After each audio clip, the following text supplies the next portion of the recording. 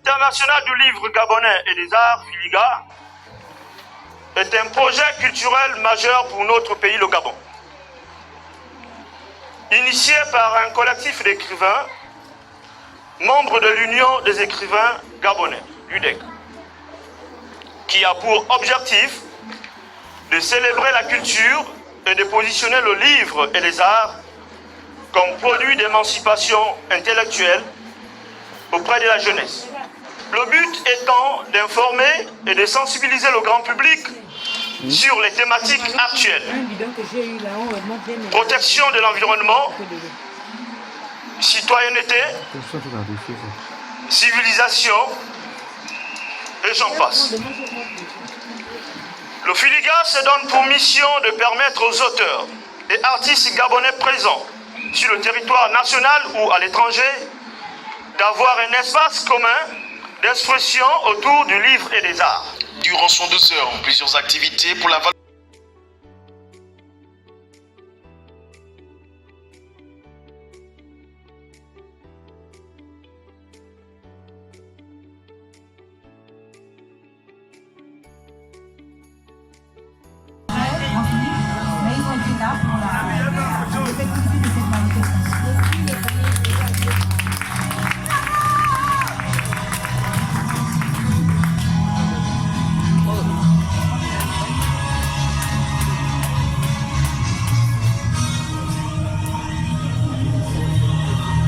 Je vais lui envoyer sa vidéo.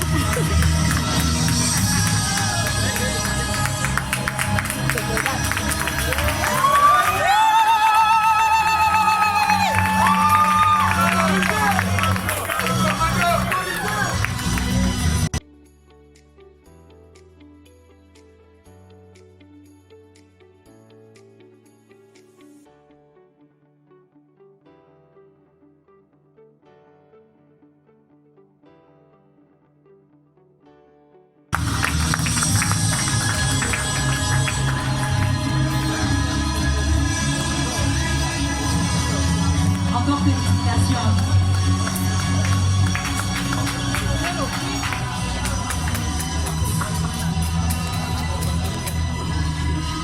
Mets les photos.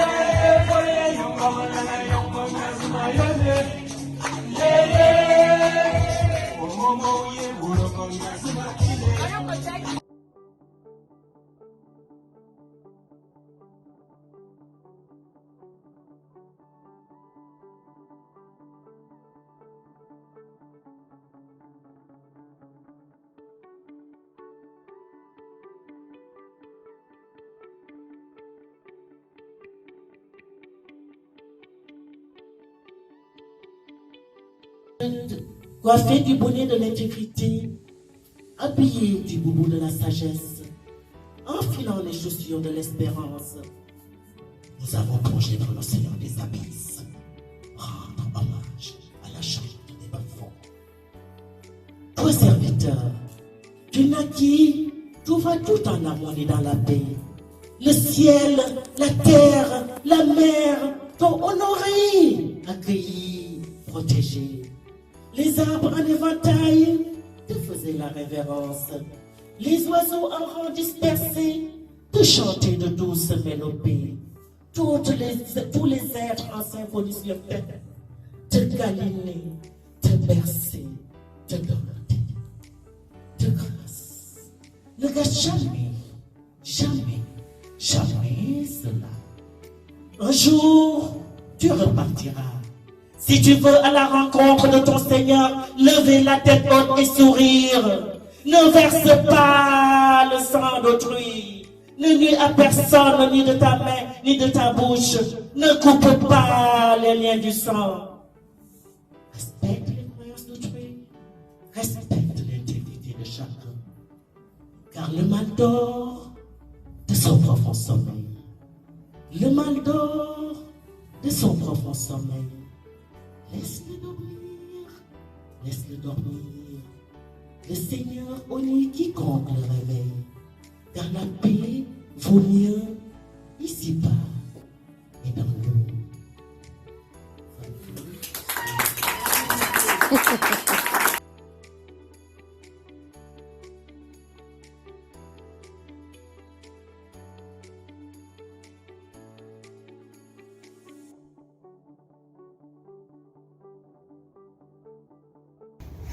Il est établi que c'est une notion qui existe depuis longtemps, la diplomatie culturelle, comme l'a dit l'honorable. Mais il est établi que la diplomatie culturelle, expression reconnue en langue française, depuis le premier colloque consacré à la diplomatie culturelle et scientifique, tenu en France en 2011 à l'Institut français, donc, il est établi que cette diplomatie culturelle est officiellement un secteur de la politique étrangère d'un État. Elle se décline en une sorte de politique publique dont le but poursuivi est essentiellement de proposer aux étrangers des spécificités de la culture nationale. Il arrive que l'État l'exerce par le biais d'accords intergouvernementaux. Je citerai un exemple avant de poser une question. L'exemple de la création par exemple, du Louvre à Abu Dhabi le 6 mars 2007 entre la France et les Émirats arabes. Et là, pour en attester dans ce cadre des accords intergouvernementaux. En Afrique, que font nos pays dans ce domaine pour construire véritablement des espaces qui puissent porter la promotion de leur culture dans d'autres pays africains. Je pose la question et comme je suis avec l'honorable député doyen, certainement les réponses, nous les aurons tout à l'heure, et aussi avec le public. Ça peut s'exercer aussi par le biais d'actions coopératives entre l'État et d'autres forces mises en valeur, surtout dans le domaine de l'événementiel culturel. Il a parlé tout à l'heure du FESPACO. Là, il y a par exemple un projet qui s'appelle Théâtroscope, créé en 2012, qui cherche à identifier et multiplier les acteurs des échanges pour le spectacle vivant entre la France et l'Europe du Sud-Est, en s'appuyant sur les instituts français. Ça peut se faire avec donc, des conventions de coopération culturelle, comme ce qui existe entre l'Allemagne et la France, les sommets culturels France-Allemagne. Par exemple, celui du 24 mai 2011, à l'occasion du forum IG8, tenu à Paris pour fournir des réflexions au G8 de Deauville du 26 au 27 mai, consacré au techno.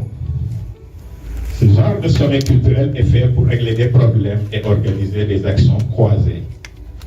Et que nous inspire donc ce genre d'action ici en Afrique, entre nos pays, surtout quand l'Union africaine se réunit? Est-ce que nous saisissons ces occasions pour véritablement faire dans ces conventions de coopération culturelle? Au-delà de sa capacité à séduire les partenaires étrangers d'un État, à flatter la fierté, servir la courtoisie, renforcer l'attractivité du pays par une impulsion de l'action culturelle, elle offre des possibilités de nouer des relations politiques fructueuses entre les peuples. Et les pays africains devront davantage s'investir dans ce domaine. En effet, dans un monde de plus en plus interdépendant, elle sert de moyen d'inclusion sociale, de compréhension mutuelle, de connaissance de l'autre dans ce qui fait son identité culturelle. Elle permet un partage des valeurs, des acquis et atouts culturels grâce à la vitalité des industries culturelles, la véritablement, tout à l'heure, il n'a pas surfé à la surface pour juste nous régaler vraiment de l'écume. Honorable a plongé en profondeur dans l'océan de la pensée pour nous donner tout ce qu'il fallait concernant ces industries culturelles, avec des chiffres parfois à l'appui. Encore félicitations, honorable. Donc, au développement du numérique qui offre de nouveaux espaces de dialogue, de nouveaux publics à l'international, et la tradition favorisant aussi la tradition des ouvrages, favorisant une bonne diffusion de la création intellectuelle et de la littérature, et la mobilité des acteurs du secteur de la culturelle et de la production. Pour toutes ces raisons, autant l'État a le devoir de multiplier les initiatives allant dans le sens de créer des leviers culturels à mesure de pactiser avec le secteur culturel international dans l'optique de promouvoir les données culturelles les plus représentatives de sa nation, autant il ne doit pas négliger la mise en place d'une politique de facilitation de la participation de ces acteurs culturels dans les événements phares de la vie culturelle africaine et mondiale, qu'ils soient à l'actif des gouvernements, du secteur privé ou relevant du partenariat public-privé.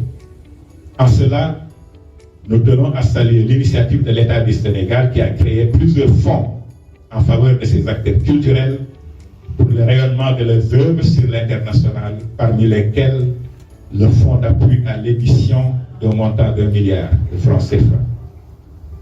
Fatou Yeli Faye, ma poétesse préférée, Grand Prix David Diop de poésie décerné par l'Association des écrivains du Sénégal, et moi-même, nous avons souvent bénéficié de ce fonds dans le cadre de nos déplacements pour participer à des manifestations du genre.